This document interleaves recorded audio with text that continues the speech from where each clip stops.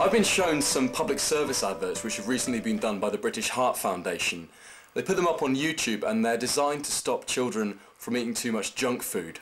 Now they star a character called Sick Rick, who is for some reason a boisterous emoticon, who has kidnapped a group of children, taken them to a warehouse and forced them to do party games involving junk food, or as Sick Rick calls it, gunk. A bit of this greasy, gorgeous gunk, and the goodies are yours.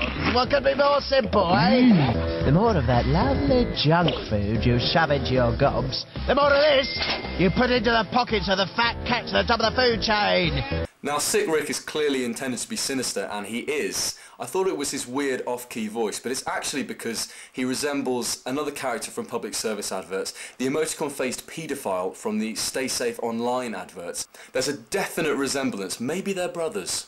But these public service adverts aren't really sinister enough. In the best public service adverts, there's no pretense of being funny or ironic, and the filmmakers go straight in for scaring the viewer. In 1974's The Haunted Mouth, children are encouraged to brush their teeth by being threatened with the invisible ghost of Plaque.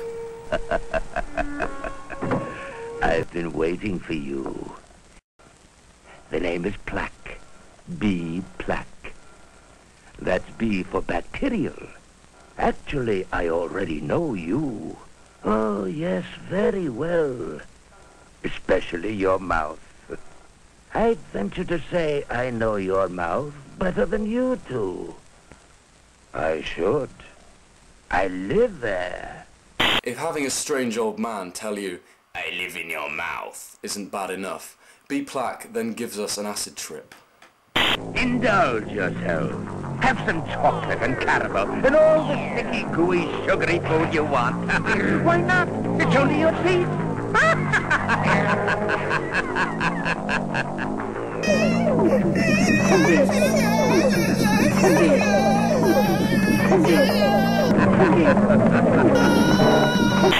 Okay, so it's maybe not that scary, but The Haunted Mouth does understand an important point, which is that people are driven mostly by pleasure. And the best way to stop somebody indulging in a pleasure is to make them link that pleasure activity with pain, or in this case, painful images.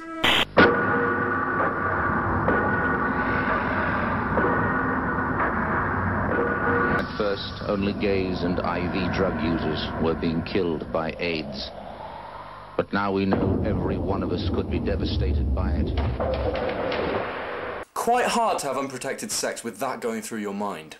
It could kill more Australians than World War II. Check this bit out.